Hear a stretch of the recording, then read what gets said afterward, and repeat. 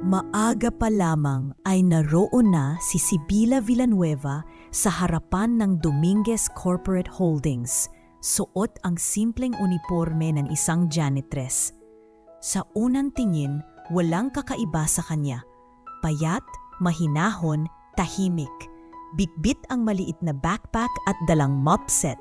Umakyat siya sa marbled lobby ng gusali. Tahimik na sumunod sa supervisor patungo sa janitorial locker room sa basement level. "Baguhan ka, no? Anong pangalan mo ulit?" tanong ni Trisha. Isa sa mga senior janitress na naroon habang nag-aayos ng walis. "Sibila po," maikli ngunit magalang ang tugon niya. "Huwag kang masyadong masipag ha, baka mahirapan kami mag-adjust sa'yo." Dagdag ni Trisha, may halong biro pero may sarkasmo sa tono. Tumawa ang iba. Hindi na nagsalita si Sibila. Yumuko na lang at sinimulang ayusin ang gamit sa kanyang locker. Sa buong araw ng kanyang unang duty, walang narinig na reklamo mula kay Sibila. Tahimik lang siyang nagtatrabaho sa mga sulok ng opisina, pinupunasan ng mga salamin, nagwawali sa mga hallway, at tila walang pakialam sa mga tsismisan at bulungan sa paligid. Ngunit ang hindi alam ng lahat, bawat detalye ng kanyang obserbasyon ay kanyang isinusulat sa maliit na notebook na laging nakatago sa loob ng kanyang uniform top. Observation log, ang pamagat ng notebook na iyon. 9:47 a.m. Trisha gossiping about Supervisor Gale's night shift behavior. Possible internal favoritism issue. 10:22 a.m. Mr. Danver Cruz ignored janitor's request for restock of cleaning supplies, but approved purchase for admin pantry upgrade. Sa bawat pahina, may pangalan, oras, at detalyeng tila hindi mapapansin ng ordinaryong tauhan. Pero si Sibila, tila ba may layunin sa likod ng kanyang pagiging tagamasib. Bandang tanghali, habang abala siya sa pagpunas ng salamin sa may hallway ng third floor, isang boses ang umalingaw-ngaw sa likod niya. "Uy, ate! May natalsikan sa sahig. Baka madulas ako. Pwede bang pahiran mo?" Paglingon niya, isang babae sa front desk ang nakangiti sa kanya. Maikli ang buhok, maaliwalas ang mukha, at tila may magaan na enerhiya. Ito si Calia Ortega, ang receptionist. "Ah, oo po," sagot ni Sibila habang lumapit. Habang pinupunasan ang sahig, napansin ni Calia ang medalyon na nakasabit sa loob ng uniform ni Sibila. "Uy, maganda yung pendant mo ah. Rare ang design yan," sabi ni Calia na may pagka-curious. Napahawak si Sibila sa pendant at saglit na ngumiti. "Mana lang po sa lola ko. Wala lang, bihira lang kasi akong makakita ng ganyan. Anyway, ako nga pala si Calia. Kung may kailangan ka, dito lang ako sa front desk ha. Huwag kang mahihiyang lumapit." Tumango si Sibila at nagpasalamat sa kabaitan nito. Sa dami ng mukhang mapanghusga sa loob ng building, tila si Calia lang ang may taos-pusong pakikisama. Hapon na noon at kalalabas lang niya mula sa supply room. Bitbit ang bagong halo ng panlinis, tinungo niya ang conference room upang linisin ang salamin sa pinto. Hindi niya namalayan na padating pala si Gael Dominguez, ang janitorial supervisor. Habang may hawak na balde ng tubig panlinis, "Aba, tumabi ka nga dyan," sigaw ni Gael. Napaatras si Sibila pero huli na. Sumabog ang ilang patak ng maruming tubig mula sa baldeng dala ni Gael. Tumama ito sa laylayan ng kanyang uniforme. "Pasensya na, hindi ko nakita na nandun ka," sabi ni Gael, pero sa tono nito, halatang hindi naman talaga sinasadya kundi sinadya upang mapahiya siya. Tahimik lang si Sibila. Tumingin siya sa paligid. Walang ibang naroon kundi ang ilang admin staff na nakasilip sa hallway. Tila nakangisi pa ang ilan. Hindi siya nagreklamo. Tumango lang at tahimik na pinunasan ang sahig gamit ang hawak niyang mop. Ngunit sa kanyang loob, muling may isinulat. 3:47 p.m. Supervisor Gale accidentally spilled mop water, likely intentional. Reaction, humiliation. No disciplinary action observed. Pag-uwi niya ng araw na iyon, hindi siya dumiretso sa boarding house. Sa halip, lumiko siya sa isang maliit na coffee shop sa tabi ng isang bookstore. Umupo siya sa sulok, nag-order ng kapeng itim at inilabas ang kanyang lumang laptop. Ipinasok niya ang USB na nakasabit sa kanyang lanyard at binuksan ang isang encrypted folder. Operation Henny. Sa loob ng folder, may mga dokumento, internal audit reports, employee profiles, management inconsistencies, at mga lihim na kasunduan. Lahat ng ito ay konektado sa Dominguez Corporate Holdings. Habang binabasa niya ito, napangiti siya ng marahan. Wala nang atrasan, Lola Henny, bulong niya sa sarili. Panahon na para makita nila kung sino talaga ako. Maaga pa lang ay puno na ng ingay ang janitorial locker room sa basement ng Dominguez Corporate Holdings. Sa pagitan ng tunog ng locker doors, lagaslas ng tubig mula sa mga pinagbanlawan at halakhakan ng ilang matatagal ng empleyado, nandoon sa isang sulok si Sibila, tahimik na nagsusuklay ng buhok sa harap ng maliit na salamin. Napansin niyo ba yan si baguhang si Sibila? Bulong ni Trisha kay Lenlen, sabay muso sa direksyon ni Sibila. Oo nga sagot ni Lenlen. Tahimik kuno pero parang ang daming alam. Akala mo kung sinong importante. Baka nagpapanggap lang yan. Baka gusto lang ng simpatiya. Aba, napaka-prim and proper kumilos. Di janitres ang datingan. Parang ewan. Sabay tawa ng malakas si Trisha habang tinipingnan si Sibila mula ulo hanggang paa. Hindi kumibo si Sibila. Patuloy lang siya sa ginagawa. Ngunit sa kanyang isipan, tila isang makapal na ulap na namumuo ng damdamin ang kanyang pinipigil. Huminga siya ng malalim at sa halip na magalit ay mahinahong isinuksok ang kanyang kwintas sa ilalim ng uniforme sa katahimik na lumabas ng locker room. Habang papalapit ang tanghali, na-assign si Sibila sa ground floor hallway na may mga glass panels. Sa pagitan ng kanyang pagwawalis, dumaan si Trisha. Hawak ang isang tinidor na ginagamit sa pagkuha ng mga basurang papel sa sahig.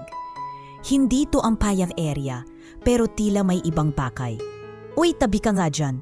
Malamig ang boses ni Trisha na padabog na lumapit.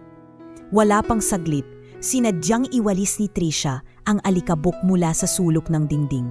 Patama ito sa mukha ni Sibila. Tumama ang alikabok sa kanang mata niya, dahilan para mapapikit ito at mapaupo sa pagkakaalangan. Kasunod noon ay ang halakhak ni Trisha. Ay, sorry! Di ko sinasadya, sarkastikong sabi nito. Sabay talikod at lakad palayo. Sa gilid ng hallway may tumigil na lalaki. Si Danver Cruz, ang operations manager, nakasuot ng mamahaling suit, may hawak na tablet at halatang nanonood sa eksena. Bahagya siyang ngumiti, isang sarkastikong ngisi, at dumiretso sa elevator, hindi man lang nagtanong kung ayos lang si Sibila. Tumayo si Sibila, pinunasan ang mata gamit ang isang panyo, saka muling kinuha ang hawak na dustpan. Hindi ko po kayo papatulan, bulong niya sa hangin, dahil mas kilala ko kung sino ako, kaysa sa pagkakakilala niyo sa akin. Bandang 3:00 ng hapon, nagtungo si Sibila sa 18th floor. Hindi ito bahagi ng kanyang assignment, pero dinala niya ang isang envelope na may label na "For Legal, Confidential". Sa dulo ng hallway, binuksan niya ang pinto ng isang maliit na opisina na may plakang Legal Affairs, Attorney Zeon Graves. Tahimik ang silid, may kahoy na bookshelf sa likod at isang lalaking matangkad na kaitim na Amerikana ang nakaupo sa desk habang nakatutok sa laptop. Tumingin ito at numiti ng bahagya. Sibila, wika ni Sion. Saray tayo at isinara ang pinto. On time as always, ipo po ang hininging summary ng mga internal memos. Lahat ng suspicious transactions na may approval ni Danver. Sabi ni Sibila habang iniabot ang envelope. Kinuha ito ni Sion at agad na binuksan. Habang binabasa ang mga dokumento, nagsalita si Sibila. Mababa ang boses, ngunit diretso. May napansin po akong hindi tugma sa kontratang pinirmahan noong nakaraang buwan, yung kay Lux Evo Supplies. Ayon sa database, overbilled sila ng 22% kumpara sa market value, pero pinirmahan pa rin ni Danver. Tumango si Sion. At hindi lang yan, may tinanggal siyang clause sa contract na nagbibigay ng karapatang i-review ang quality ng delivery. Sobrang pinoprotektahan ang supplier. May koneksyon po ba siya sa Lux Evo? Tanong ni Sibila. Hindi natin masasabi sa ngayon, pero kung totoo ang mga ebidensya mo, posibleng may kickback scheme. Tahimik si Sibila. Inilabas niya ang kanyang journal mula sa uniform at iniabot ito. Lahat ng obsermasyon ko, documented. May timestamps, may ilang video rin akong nakuha gamit ang hidden cam sa mop cart. Wala pong kalamang iba tungkol dito, kundi kayo lang. Tumango si Sean at ibinalik ang journal. Bantayan mo lang ang sarili mo. Lalo na si Danver, hindi yan basta-basta.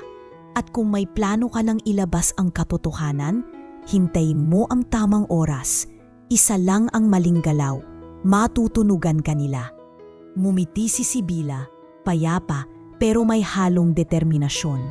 Hindi ako nagmamadali, ang tamang oras ay dumarating, Attorney Sean. At kapag dumating iyon, sila mismo ang lalapit sa akin.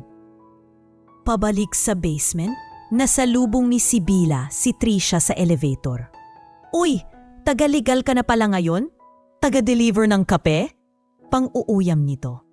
Numiti lang si Sibila. Baka balang araw ako naman ang magpatawag sa'yo doon. Napakunot noo si Trisha. Ha? Anong sinabi mo? Wala lang. Nag-e-enjoy lang sa trabaho. Sagot ni Sibila. Sabay tingin sa dulo ng hallway na tila isang babalang paparating ang hindi nila inaasahan. At habang papalapit ang gabi, naramdaman ni Sibila ang unti-unting pag-ikot ng gulong ng kapalaran. At sa bawat ihip ng hangin sa loob ng gusaling iyon, kasabay ang pabulong na paalala sa kanyang sarili. Hindi lahat ng mababa ang tingin, mababa ang pinanggalingan. Mainit ang araw at mas abala kaysa karaniwan ang mga tao sa Dominguez Corporate Holdings. Dumagsa ang mga bisita para sa isinasagawang quarterly inspection ng regional operations. Halos lahat ng empleyado ay nasa kani-kanilang best behavior, nagsusuot ng malinis na uniforme at todo pakitang gilas sa mga dumadalaw mula sa head office. Ngunit habang ang iba'y abala sa pagpapapogi at pagpapasikat, may isa pa ring tahimik at tila walang espasyong nabago sa kanyang paligid. Si Sibila Villanueva, ang janitress. Bitbit ang mop bucket at panlinis, tinungo niya ang lobby upang linisin ang bahagi ng salamin na muntik nang mapasukan ng putik mula sa sapatos ng isang bisita.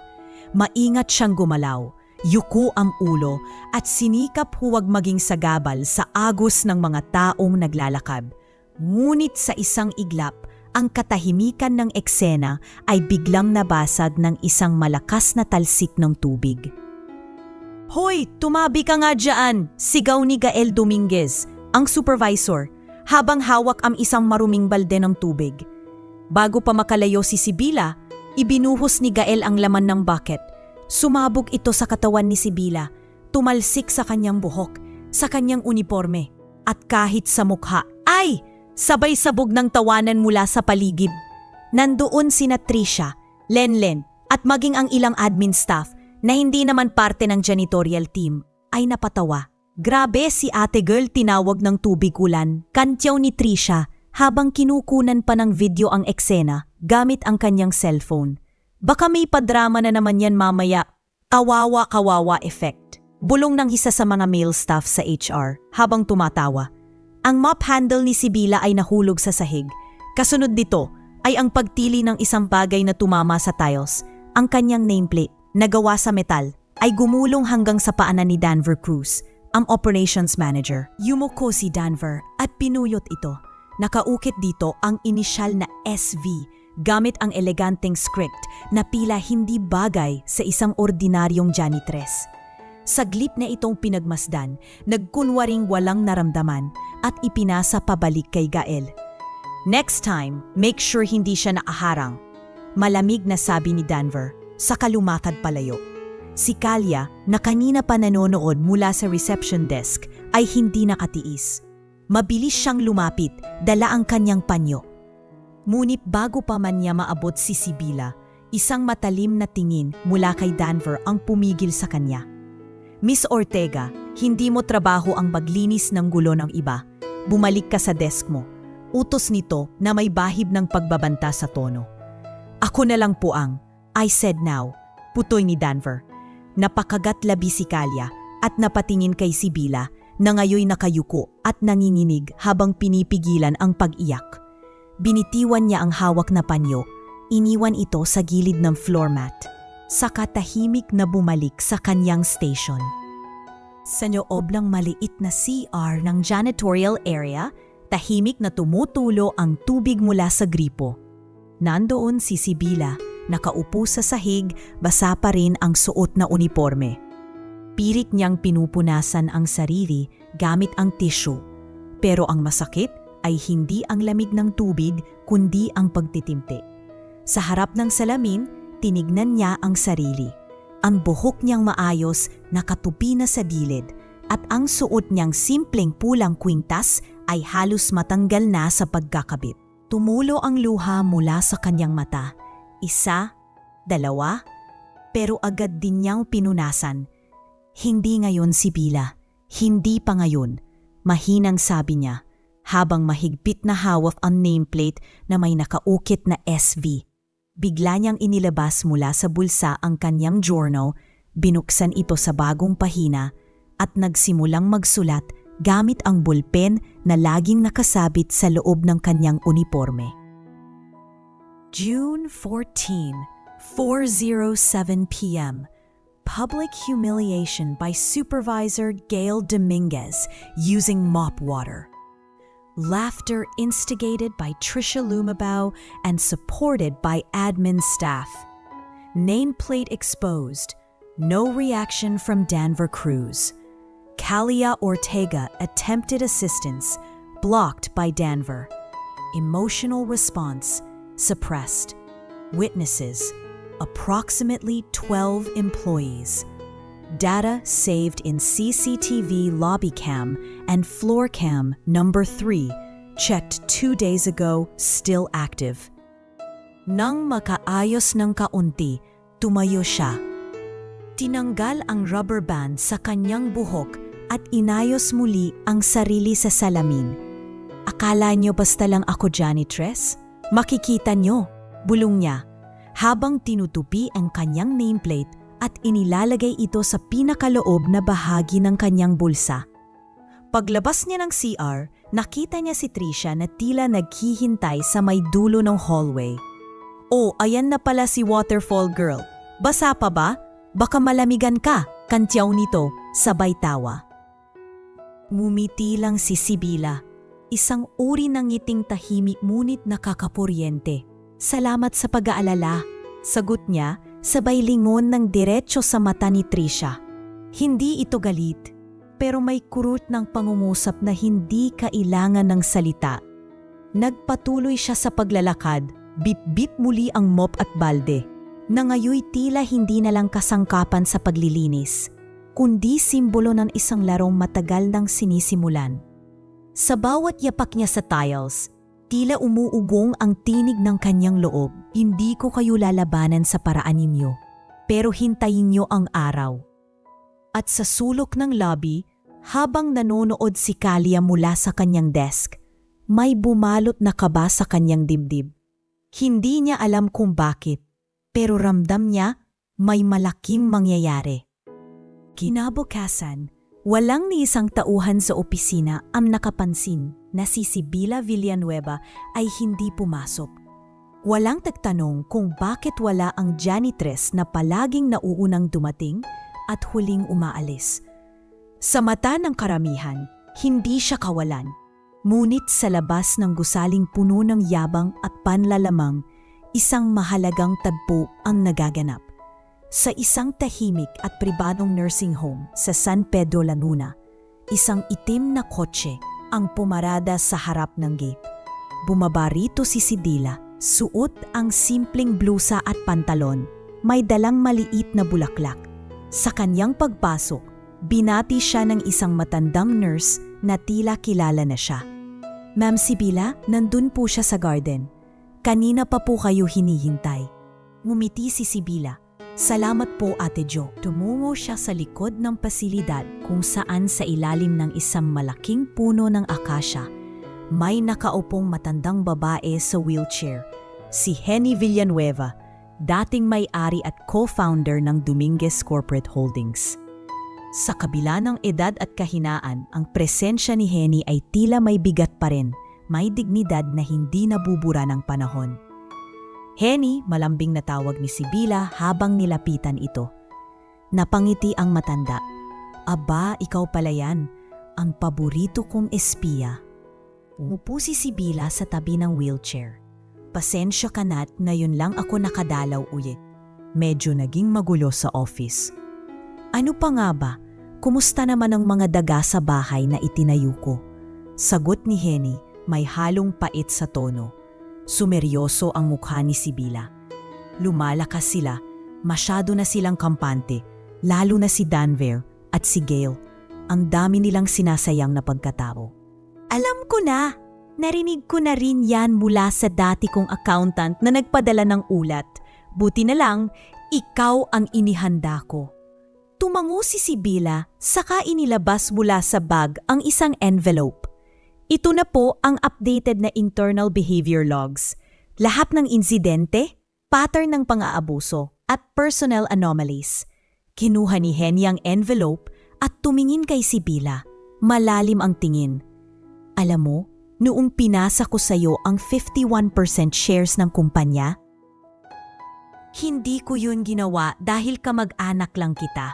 Ginawa ko yun dahil ikaw lang ang nakakita ng tunay na puso ng kumpanya. Habang ang iba'y abala sa titulo at pera, ikaw ang nag-aral at bumalik, hindi para magyabang, kundi para itama ang mali. Napayuko si Sibila. Hindi madali, Henny. Ang dami kong kinailangang lulukin. Minsan, naiisip ko, mas mabuti pang hindi ko na lang tinanggap ang pamana nyo. Hindi, mali yan. Hindi lang tagapagmana, ikaw ang tagapaglinis, hindi ng sahig. Hindi ng sistemang nabahiran ng kasakiman. Tumahimik ang dalawa. Tanging ihip ng hangin sa dahon ng akasya ang maririnig. Maya-maya, nagsalita muli si Sibila. Nakakatawang isipin, no? PhD in Business Intelligence sa Switzerland, tapos babalik lang para mag-mop ng sahig. Ngumiti si Henny. Iyon ang tunay na katalinuhan. Yung hindi kailangan ng title para ipakita ang galing. Ang tunay na leader, hindi kailangan ng trono. Ang kailangan lang niya ay sapat na tapang para tumayo sa gitna ng gulo at sabihin, tama na. Kinahaponan, habang nasa opisina na si Attorney Cheyenne Graves, dumating si Sibila dala ang ilang dokumento. Tahimik niyang isinara ang pinto. Cheyenne, ready na ako. Tiningnan siya ni Cheyenne sa mata. Handa ka na bang simulang ilipat ang kapangyarihan? Tumango si Sibila. Kailangan na nating simulan ang revamp ng leadership team. Ayoko nang may ibang taong mapahiya, masaktan o mawala ng dignidad sa kumpanyang ito. Hindi ito ang layunin ng kumpanya ni na Lola Henny. Inilatag ni Cheyenne ang ilang dokumento sa mesa. Affidavit of Corporate Intent, Leadership Reshuffling Proposal at Proxy Authorizations para sa General Assembly Meeting. Kapag pinirmahan mo ito, anis yun, papasok na sa transition period ang kumpanya. Within 3 months, ikaw na ang uupong CEO. Pero hanggang wala pang public announcement, wala kang official title. Gusto mo pa rin bang manatiling janitress habang nagpapatuloy ang audit? Gusto ko. Matigas na tugon ni Sibila. Gusto kong makita kung sino ang totoo. Hindi ko kailangang malaman nila kung sino ako. Gusto kong makita kung paano nila tratuhin ang isang tao na wala sa poder. Dahil dun mo makikita ang tunay na karakter ng isang lider. Tahimik si Sion. Tumango ito, sakay ni abot ang pluma. Pumirma ka na, Madam Villanueva. Ngumiti si Sibila at niladdaan ang mga papel. Isa-isa, maingat at buo ang loob. Wala nang atrasan.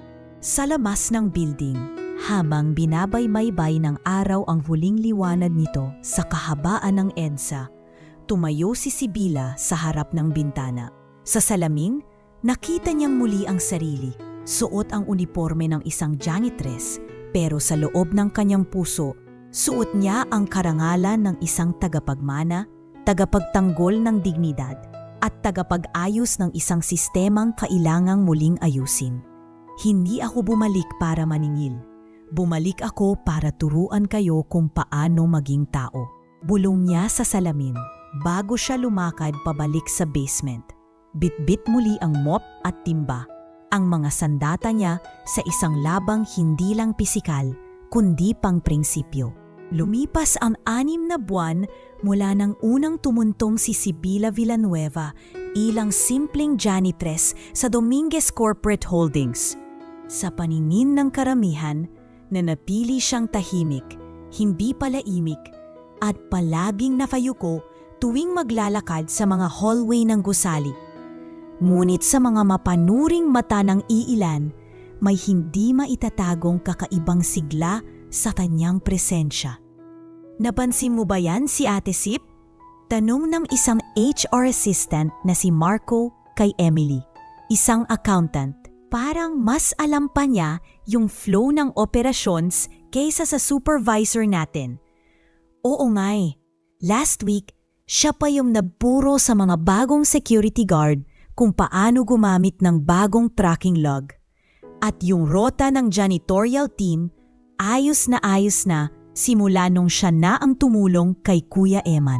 Dahan-dahan, hindi halata pero ramdam, ang impluwensya ni Sibila ay lumalawak. Hindi siya nagdikta, hindi siya nagpakilala. Tumutulong lang siya, mahinahon pero epektibo.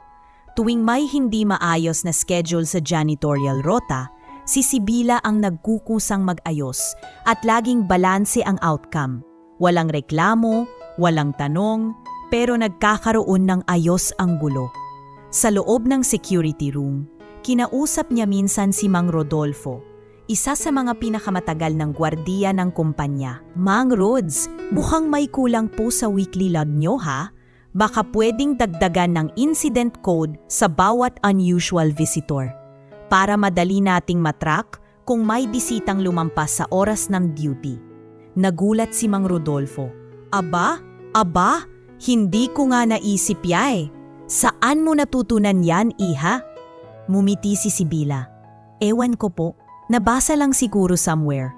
Sabay irap ng kaunti na may halong biro. Dapat ikaw na lang ang maging supervisor namin eh, tawa ni Mang Rodolfo. Yung admin supervisor natin, kung di pa makaltasan ng sweldo, di gadalaw. Sa gitna ng mga pagbabago sa loob ng kumpanya, lalong napalapit si Kalya kay Sibila. Halos araw-araw ay sabay silang kumakain sa pantry. At kapag break time, madalas silang magkwentuhan sa gilid ng bintana, pinagmamasdan ang abalang lungsod sa ibaba. Alam mo Ate Sib, wika ni Kalya habang sinusubo ang kanyang pandesal. Kung ako lang masusunod, dapat may award kang matanggap. Wala kang absent, hindi ka marunong manghusga, at palagi kang handang tumulong. Mumiti si Sibila habang nagkakape. Hindi ko naman ginagawa para sa award. Masaya lang akong makita na may kaayusan. Napatingin si Kalya sa kanya. Sana lahat ng taong ganyan. Pero alam mo ba, merinig ko si Sir Danver. Balak daw niyang magtanggal ng mga janitor. Pinalalabas niya na lugi ang department. Pero ang totoo raw, ipapasik niya yung pinsan niyang galing probinsya. Hindi sumagot si Sibila. Ngunit ang kanyang mata ay tila tumalim sa isang iglap. May pangalan ka ba ng papalit? Tanong ni Sibila. Wala pa, pero may nagsabi sa akin, mukhang may hawak na listahan si Trisha. Malapit kasi yon kay Sir Danver eh. Parang ginagamit nilang stepping stone ang janitorial department. Tumango lang si Sibila. Hindi siya nagkomento. Ngunit sa loob ng kanyang isipan, mabilis na bumuo ng koleksyon ang mga impormasyong iyon. Sinisilip na nila ang mga posisyon at sinisigurado nilang kontrolado nila lahat ng tao sa ilalim. Sa mga sumunod na linggo, tila may kakaibang kilos ang mga ilang department heads. May mga board auditors na dumadalaw, hindi nakaformal, hindi nagpatakilala at laging may dalang tablet. Isa sa kanila ay nakapanayam si Trisha, isa pa si Gael, habang ang iba ay tila minamarkahan ang mga tauhang may mataas ang record ng reklamo mula sa HR. Sa isang linggong iyon, biglang nagkaroon ng anonymous survey sa buong kumpanya. Tanong ay tungkol sa leadership, transparency, at culture of respect. Hindi alam ng karamihan kung saan nanggaling, pero sinagot ng lahat. Ang iba'y tuwang-tuwa, ang iba'y kinakabahan. Ate Sib, tanong ni Kalia, ikaw ba nagsimula ng survey na yon? Ngumiti si Sibila. Ako? Hindi ah. Baka may boss tayong nagmamasid sa likod ng mga dingding. Pero kung ako ang boss, ikaw ang una kong hihirangin bilang HR head. Sagot ni Kalia. Pabiro, pero may halong seryosong tono. Ngumiti lang muli si Sibila, ngunit sa kanyang dibdib, unti-unti nang nabubuo ang hakbang. Hindi na siya nag-iisa. May mga mata ng mulat, may mga puso ng naninindigan, at unti-unti na ring lumalambot ang mga pusong dating bato. Samantalang sa isang opisina sa ika-14 na palapag, hawak ni Danver Cruz ang isang tablet. Binabasa ang report ng isa sa kanyang kinuhang temp agency. May 3 janitor na pwede nang palitan.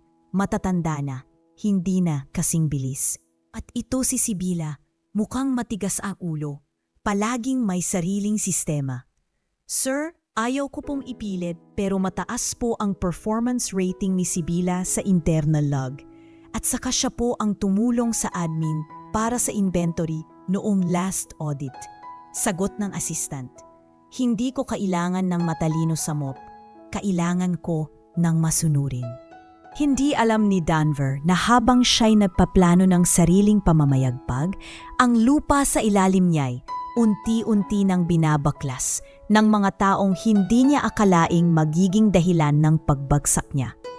At sa basement, sa gitna ng malamig at amoy Clorox na locker room, nakaupo si Sibila sa isang bangkong bakal. Sa kanyang kandungan ay isang bagong rota ng mga janitor. Pero sa kanyang isipan, isa na namang bahagi ng chess game ang naisagawa. Konti pa, konting tiyaga pa, lalabas na sa dilim ang mga tunay na mukha. Bulong niya sa sarili habang pinipirmahan ang papel. Maagang maaga pa lang ay may kakaibang katahimikan na sa paligid ng Dominguez Corporate Holdings. Sa bawat departamento, tila may bumabalot na tensyon. Mga bulungan sa pantry, mga iwasang tinginan at mga tanong na walang nagtatanong ng harapan. At sa gitna ng katahimikang iyon, isang mensaheng ipinadala mula sa HR department ang agad na nagpabagabag kay Sibila Villanueva. Pagkapasok ni sa gusali, isang guard ang lumapit. Ma'am Sibila, pinapatawag daw po kayo sa HR. Urgent. Hindi na nagtaka si Sibila. Sa kanyang paglalakad patungong ikalawang palapag, tila ba ramdam niya ang mga matang sumusunod sa bawat hakbang niya. At sa bawat pintuan na kanyang nadaraanan, may mga mumunting tinig ng bulungan na tila humihigop ng hangin. Pagdating sa HR office, nadatnan niya si Luis, ang HR manager at isang kasamang legal aid. Nandoon din si Gael Dominguez, nakasandal sa pader, nakapamewang at may ngising tagumpay. Sa tabi niya, si Trisha, kunwari nag-aalala pero halata ang kagalakan sa mga mata. Good morning, mahinahong bati ni Sibila. Tumikin si Luis. Miss Villanueva, we received a formal complaint regarding a missing set of industrial cleaning equipment worth around 80,000 pesos. According to our internal audit, You were the last person assigned to use the storage room where the missing items were recorded. Excuse me? Mataimtim ang tinig ni Sibila, ngunit walang bakas ng takot. May mga testigo rin, dagdag ni Tricia, kunwaring may lungkot sa boses. Nakita raw nila na may dinalakang malaking bag sa labas noong Miyerkules ng gabi. Napalingon si Sibila kay Gael na ngayoy umiling pa at tumawa ng marahan. Wala akong ninakaw, mariin niyang sabi. Unfortunately, habang iniimbestigahan pa ito, kinakailangan ka naming i-place under temporary leave without pay, ani Luis, sabay abot ng liham. Tila ba saglit na tumigil ang mundo.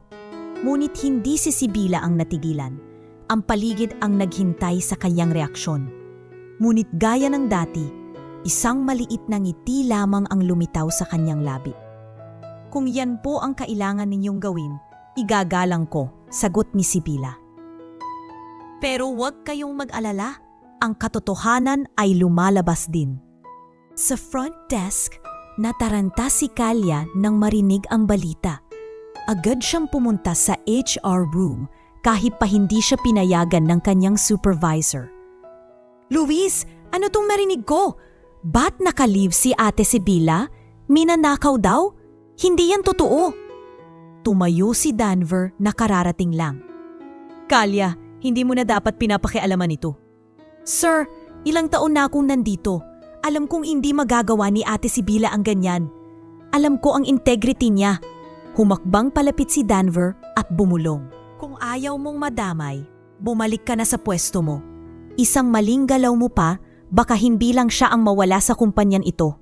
Samantala, sa isang opisina sa ika-21 palapag, kalmado si Attorney Sean Graves habang nilalagda ang ilang dokumento sa harap niya. Sa kabilang linya ng tawag ay si Sibila. Vion, ituloy mo na ang asset transfer. Lahat ng operasyonal account ng janitorial, maintenance at HR Wellness Fund ilipat sa bagong Transition Authority. Noted, sagot ni Sean. At ibinigay na rin sa akin ng external audit firm ang summary ng anomalies. Lahat ng pinirmahan ni Danver for the past 18 months, suspicious. Perfect timing, wika ni Sibila habang tinatanggal ang nameplate niya sa uniforme. Ipapatawag ko na ang emergency board meeting. Within 48 hours, dapat magsimula na ang pagbabago. Kinagabihan, habang nasa labas ng gusali si Sibila, hawak niya ang envelope na may laman na certified documents of ownership transfer. Habang naglalakad siya papalayo, biglang tumigil ang kanyang hakbang sa tapat ng fountain sa plaza. Humugot siya ng malalim na hininga. Pinikit ang mga mata. Matagal na akong nanahimik. Matagal na akong nagpakumbaba. Pero hindi ito para lang sa akin, bulong niya sa sarili. Ito ay para sa mga tauhang sinayang ng sistema, para sa mga tulad ni Kalya, para sa mga katulad ni Mang Rodolfo, para sa kumpanyang pinagsikapan ng tiyahin ko. Sa isang lihim na group chat ng board members na pinamagatang Recalibration Protocol 01, isang mensahe ang dumating mula sa bagong verified number. From SV. Emergency board meeting requested within 48 hours. Purpose, leadership assessment and transition review. Attached files, 14 audit reports, 7 HR complaints, 3 anonymous employee surveys, 1 shareholder mandate. At sa loob ng Dominguez Corporate Holdings, habang patuloy ang pagbubunyi ng mga mapagkunwari sa pagkakatanggal ni Sibila, walang kaalam-alam ang lahat na ang taong hinusgahan nila ay ang siyang may hawak na ngayon sa puso ng buong kumpanya. At ang susunod na kabanata ng istorya ay hindi na nila makokontrol. Isang linggo bago ang itinakdang emergency board meeting, tuluyan nang isinakatuparan ang plano ni Gael Dominguez at Tricia Lumibao. Sa isang maikling memo mula sa HR na may labda ni Danver Cruz, opisyal na tinanggal sa serbisyo si Sibila Villanueva, ang janitress na matagal nilang pinagtawanan, ginawan ng intriga at sa huli pinalabas na magnanakaw. Final decision based on accumulated internal reports and department head recommendations. Sabi ng memo na ipinaskil sa HR board at ipinadala rin sa lahat ng supervisor. Walang pagdinig, walang formal na depensa, tahimik pero brutal. Sa halip na matakot o magtanong, ang ilang empleyado ay natuwa pa, lalo na ang mga kasabwat. "Cheers mga mare!" Sigaw ni Trisha habang itinaas ang paper cup ng grape juice sa pantry. Deserve ng babaeng yon. Pamisteryosa effect, kala mo kung sino hindi kayang magkamali. Dagdag ni Gael habang tinutusok ang marshmallow sa fruit tray na dala nila mismo para sa kanilang celebration. Imagine mo, umabot ng 6 na buwan bago natin napatalsik, ani Trisha habang naghahagikikan. "Well played, Gael! Teka, may padonot pa ba?" "Meron pa sa ilalim." "Save mo yan para kay Danver. Si boss dapat may special treat." Sabay tawa ng malakas ni Gael. Ngunit habang ang ilang mga kasamahan nila ay nakisabay sa halaphakan, may ilan na hindi nagpakita ng interes. May iba ring biglang tumahimik, tahimik na nagtrabaho at iwasang makisali. Nararamdaman na nila, may mali, may kulang sa tagumpay na ito. Kinabukasan, kakaiba ang naging aura sa harap ng Dominguez Corporate Holdings. Isang luxury black car, painted at makintab, ang dahan-dahang huminto sa mismong harapan ng entrance. Bumaba ang driver at agad binuksan ang pintuan sa likuran. Lumabas ang isang babae, naka-dark blue slacks at puting silk blouse. Maayos ang postura, nakaayos ang buhok at may suot na sunglasses. Ngunit hindi iyon ang umagaw ng atensyon. Ang babae ay si Sibila. Kasunod niya, 2 lalaking nakaitim na suit, walang imik si Sibila habang tumatawid ng lobby.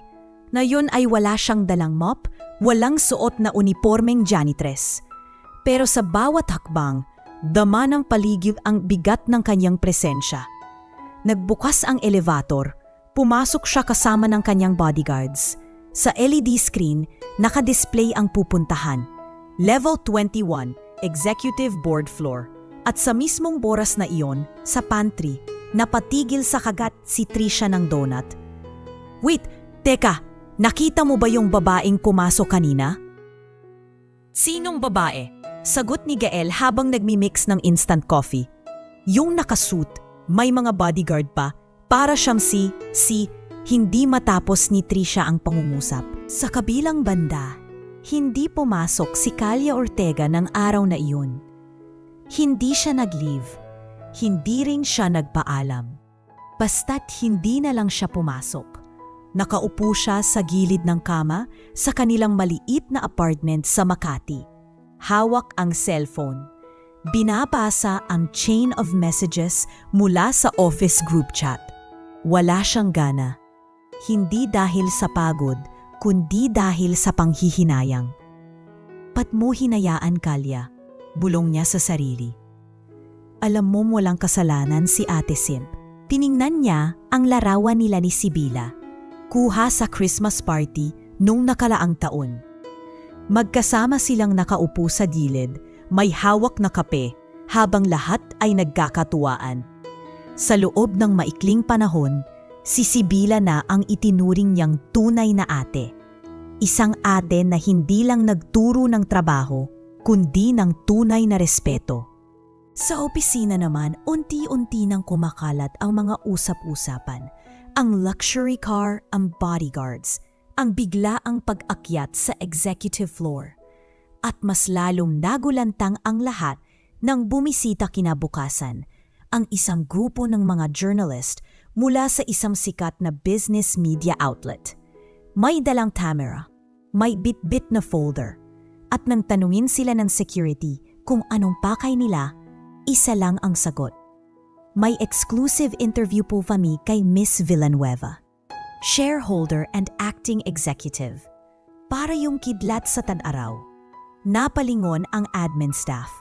Ano Miss Villanueva? Hindi ba siya yung janitress? Hindi lang basta janitress, sapat ng isa. Siya pala ang mau-ari? Paano nangyari yun? Baka kaya dumalaw ang mga taga-board last month. Naalala mo?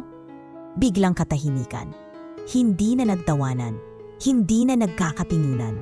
Lahat ay napaisip. Habang lumalalim ang araw, maraming empleyado ang napapahinto sa pagtatype sa kanilang desk. Sa halip ay sumisilip sa labas ng bintana. Nandoon pa rin ang itim na kotse. Nakapark, naghihintay. At sa loob ng gusali, sa boardroom na matagal nang di pinapasok ng isang tunay na lider, naroon si Sibila. Hawak ang folder na may lagda ng lahat ng board members at sa kanyang harapan, ang projector na nagsisimula ng mag-display ng kanyang pangalan. Sibila Villanueva, Acting CEO. 51% majority shareholder, Dominguez Corporate Holdings. At sa isang sulok ng pantry, natulala si Trisha. Nangangatog ang kamay, unti-unting namumutla. Hindi totoo to. Imposible. Bulong niya. Ngunit huli na. Hindi na niya ito mapipigilan. Ang babaeng pinagtawanan nila, ang babaeng binuhusan nila ng maruming tubig, ay siyang may-ari pala ng kumpanyang akala nila'y kanila. Ang boardroom sa ika-21 palapag ng Dominguez Corporate Holdings ay hindi karaniwang lugar na pinapasok ng mga ordinaryong empleyado. Doon ginaganap ang quarterly meetings na puno ng formalidad, technical na datos, at minsan ay pakitang gilas lamang ng mga department heads. Ngunit sa araw na ito, may kakaiba sa atmosfera ng silid. Nasa loob na ang halos lahat ng mga board members, shareholders at matataas na opisyal ng kumpanya. Naroon si Danver Cruz. Kampanting nakaupo sa tabi ng chairman ng board. Katabi niya si Gael, nakaayos ang buhok at may kopya ng kanilang report sa HR restructuring. Sa dulo naman, si Trisha ay tila may iniwang lipstick mark sa kanyang kape habang nakapamewang. Any update kung sino raw ang magsasalita sa special agenda? Tanong ni Danver kay Gael habang nagaayos ng necktie. Wala, confidential daw. Pero most likely, si Mr. Sarmiento yun, yung bagong investor na binabanggit ni chairman. Bulong ni Gael, sabay ngiti. Biglang bumukas ang pinto. Lahat ay napalingon. Sa pintuan ay tumambad si Sibila Villanueva. Suot ang isang dark charcoal executive suit. May silver brooch sa dibdib at ang buhok ay nakatali sa likod na may malinis na ayos. Ang kanyang mukha, wala ni isang bakas ng pag-aalimlangan. Sa likuran niya, tahimik na sumunod si Attorney Sean Graves, hawak ang isang makapal na dokumento. Tila tumigil ang oras. Napaurong si Trisha. Nahulog ang hawak nitong ballpen. Anong? Si Gael ay napasandal. Hindi makapaniwala sa nasasaksihan. Bakit nandito siya? Pabulong niyang tanong. Si Danver, pilit na pinanatili ang ngiti sa mukha, ngunit agad itong natunaw nang magsalita ang chairman ng board. Ladies and gentlemen of Dominguez Corporate Holdings, allow me to introduce our new acting CEO and 51% shareholder, Dr. Sibila H. Villanueva. Walang nakagalaw, walang umimik. Si Sibila ay tumayo sa gitna. Inilapag ang kanyang folder sa harapan at humarap sa lahat. Magandang hapon, panimula niya. Malamig ang tinig, ngunit bawat salita ay may bigat. Marahil karamihan sa inyo'y nagtatanong, bakit ako? Bakit na yon? At bakit ako nasa harap ninyo bilang CEO? Samantalang sa nakaraang 6 na buwan, ako'y janitress lamang sa inyong mga mata.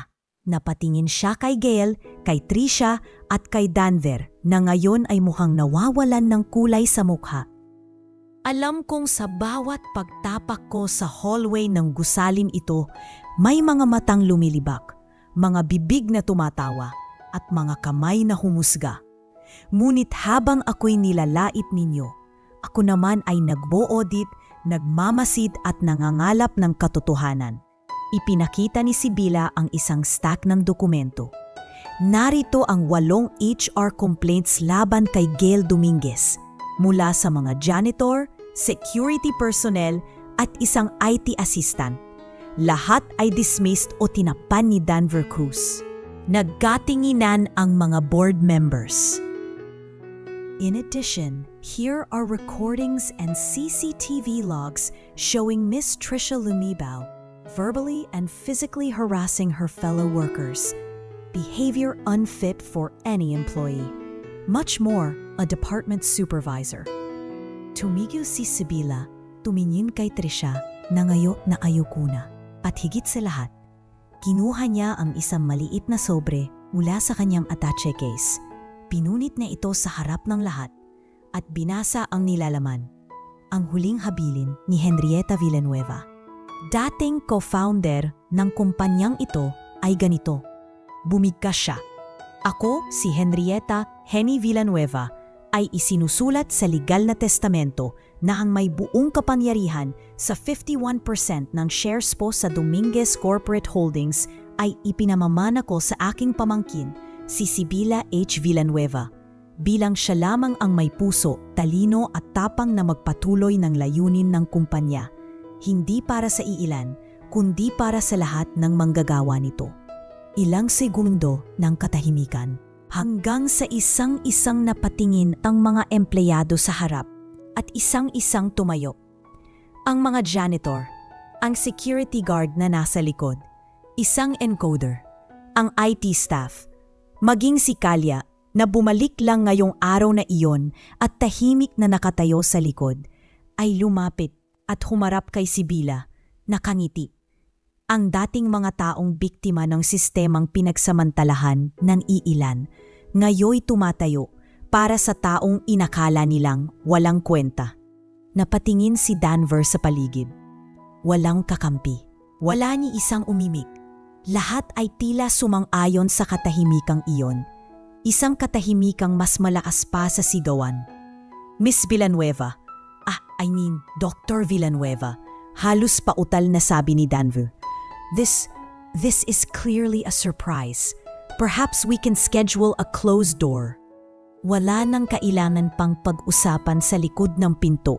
Sagot ni Sibila, malamig ang tingin. For 6 months, I allowed you all to show me who you really are. Now it's your turn to listen. At sa sandaling iyon, hindi na siya si Sibila ang janitress. Siya na ngayon si Sibila Villanueva, ang CEO. At walang kahit sinong kayang tumanggi sa katotohanan iyon.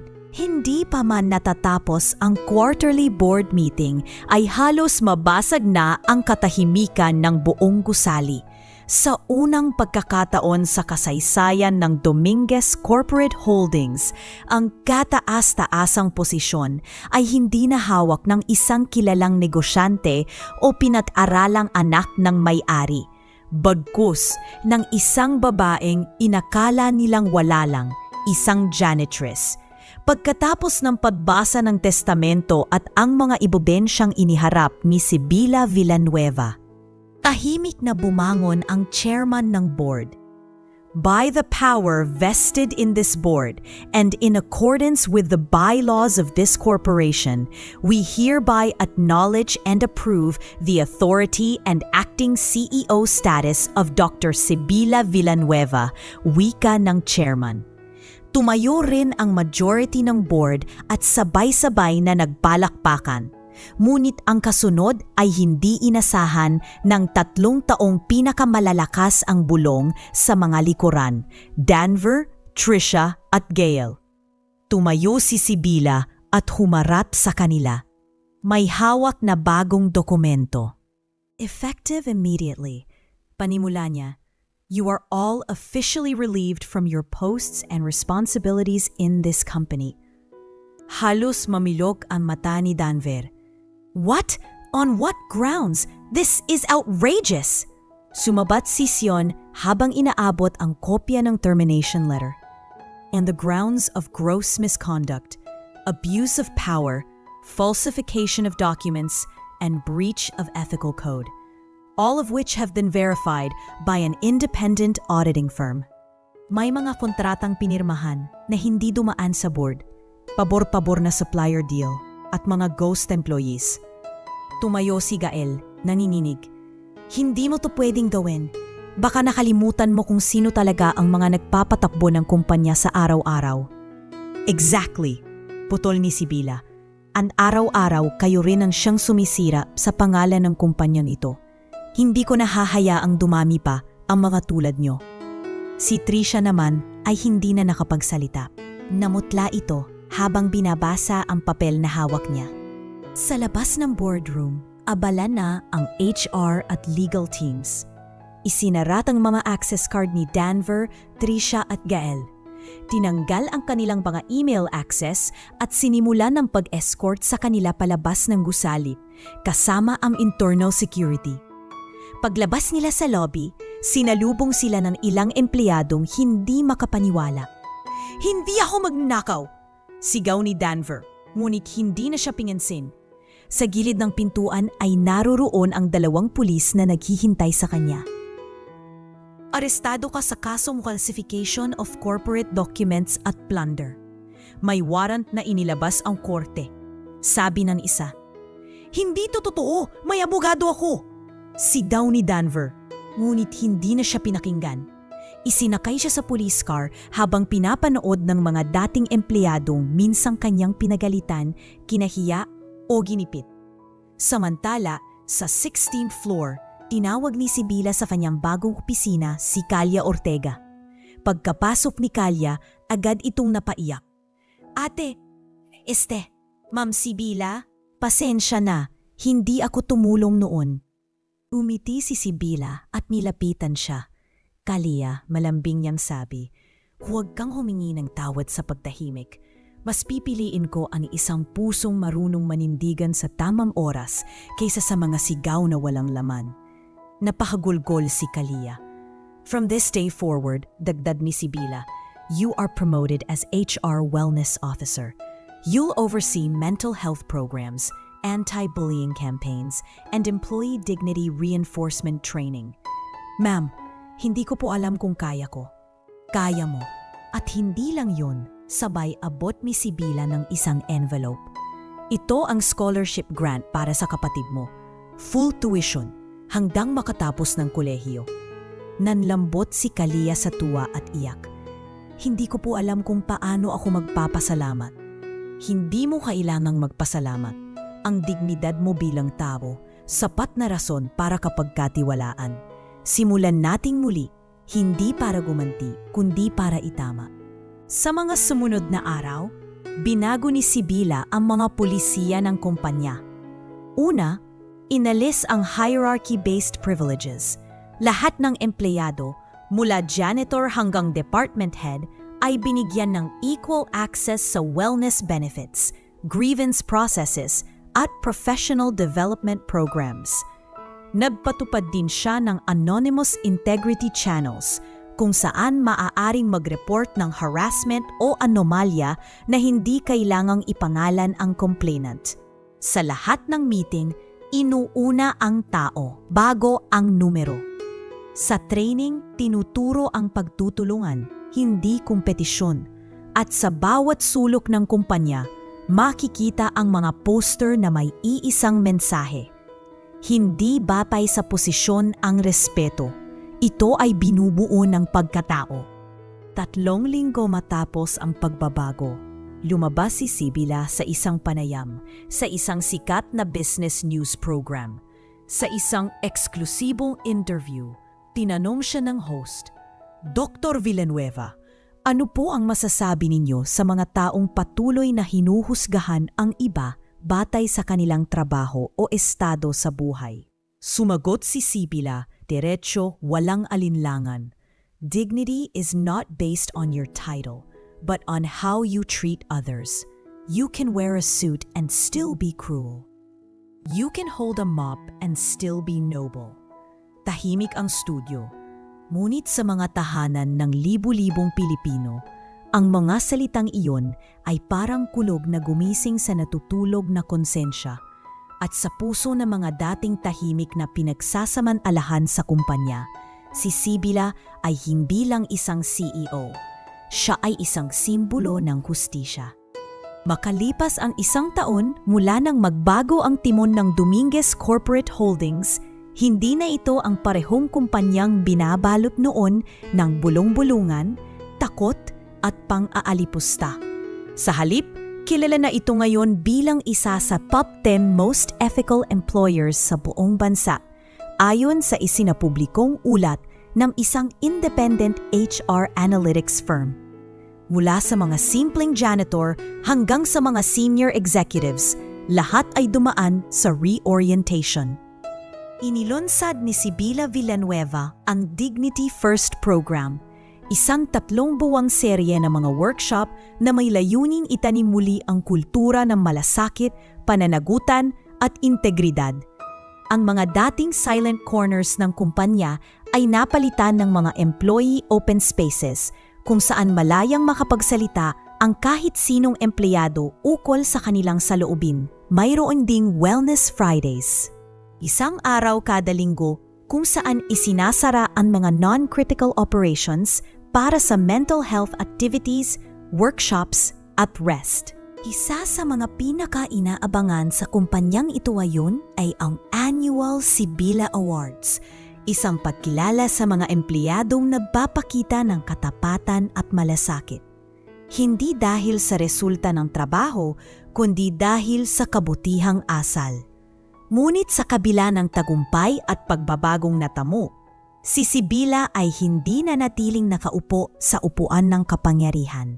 Isang hapon sa loob ng isang conference room, kausap ni Sibila ang isang batang lalaki na halatang punong-punong ng potensyal. Ito si Felix Adrian, isang 33 anyos na operations director na tahimik pero matalino at siyang naging anino ni Sibila sa buong proseso ng reforma. Handa ka na? Wika ni Sibila habang inaabot sa kanya ang tisang sobre na may markang konfidensyal. Ma'am, Dr. Villanueva, sigurado po ba kayo? Tanong ni Felix, may pag-aalinlangan. Sagot ni Sibila, simulat sa pool, alam ko nang hindi ako para manatili sa pwesto ng kapangyarihan. Ang tungkulin ko ay ayusin ang pundasyon. Ikaw na ang bahala sa pagpapatuloy ng gusali. Ngumiti si Felix, pilit na tinatago ang emosyon. Bibigyan ko po ng dangal ang tiwalang ito. Tumango si Sibila, at huwag mong kakalimutan, hindi ang titulo ang nagpapabigat ng desisyon, kundi ang konsensyang kasama mo sa bawat pagpirma. Makalipas ang ilang linggo, opisyal na nanumpa si Felix bilang bagong CEO ng kumpanya. Walang engrandeng anunsyo, tahimik na inilipat ang kapangyarihan.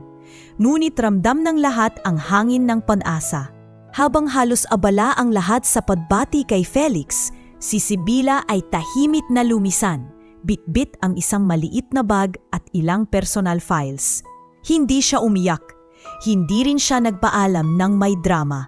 Isang matibay na yakap kay Kalya, isang pagtango kay Sean, at isang simpleng sulyap sa elevator bilang huling paalam. Sa mga sumunod na buwan, si Sibila ay namataan sa St. Lorenzo University, isang pampublikong pamantasan kung saan siya ngayon nagtuturo ng kurso na tinatawag na Organizational Integrity and Ethics.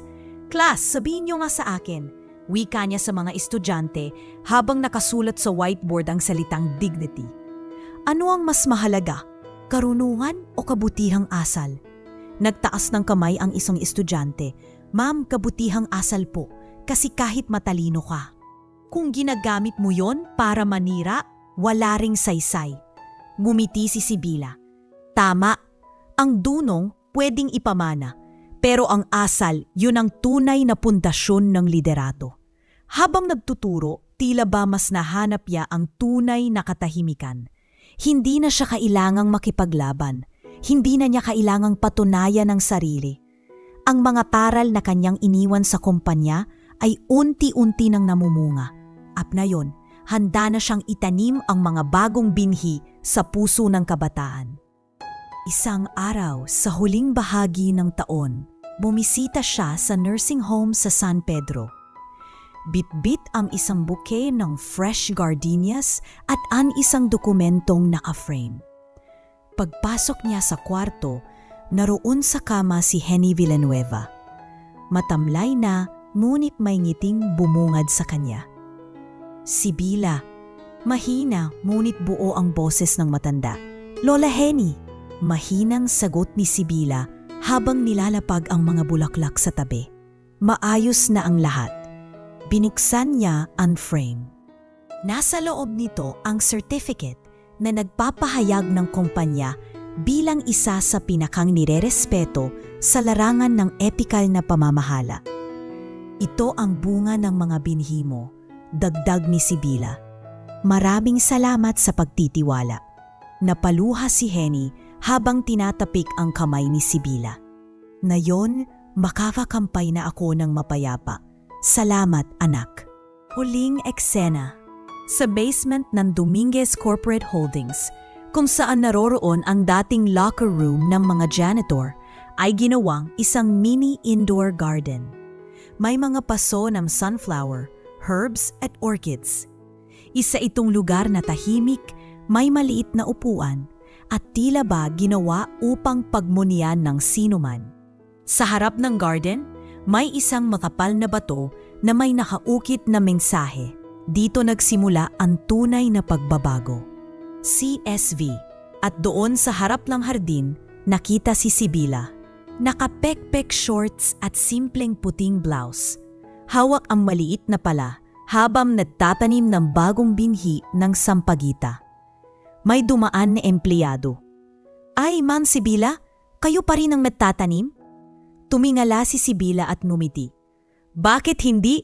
Ang pagbabagong tunay hindi natatapos. Dapat araw-araw tinataniman." At sa kanyang likuran, patuloy na tumataas ang gusali ng umpanya. Matatag, maaliwalas, at ngayon may ugat na nanggaling sa lupa, hindi sa itaas. Isang kumpanyang pinanday sa luha, tiyaga at dignidad. Sa mundong puno ng husga at yabang, tandaan nating ang tunay na ginto ay hindi nakikita sa kasuotan o titulo, kundi sa asal, malasakit at dignidad ng isang tao. Si Sibila ay paalala na kahit gaano kababa ang tingin ng mundo sa iyo, maari kang maging instrumento ng pagbabago. Kung marunong kang manindigan, magpatawad at magtaguyod ng tama. Kung na-inspire ka sa kwentong ito, i-comment mo ang salitang dignidad bilang simbolo ng iyong suporta sa pagkakapantay-pantay at respeto sa kapwa, anuman ang katayuan nila sa buhay. At syempre, huwag kalimutang mag-subscribe para sa mas marami pang kwentong magbubukas ng isipan at puso mo. Hanggang sa muli nating pagkikita, dito lang sa Mga Lihim na Liham.